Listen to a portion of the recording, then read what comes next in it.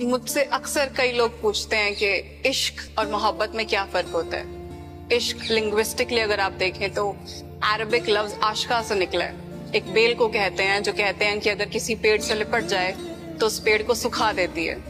इसी तरीके से इश्क अगर किसी इंसान के दिल में आ जाए तो उसके दिल से हर चीज फना हो जाती है, मिट जाती है, सिवाय ऊपर वाले की चाहत के। इश्क एक कैफियत है, एक ट्रांसेंडेंस है। इश्क ये जो लफ्ज है ये बना ही उस उनसियत, उस फीलिंग को डिफाइन करने के लिए है जो इस दुनियावी मयार से परे है, जो बेलौस है, जो बेनियाज है। कहते हैं इश्क जिसके दिल में आ जाए उसका बचता कुछ भी नहीं, मगर उसे शायद हासिल क्या कुछ हो जाता है, इस चीज की कल्पना मैं और आप नहीं कर सकते। और मोहब्बत जो लफ्ज है वो भी एक अरबिक लफ्ज है और उसकी रूट है हब।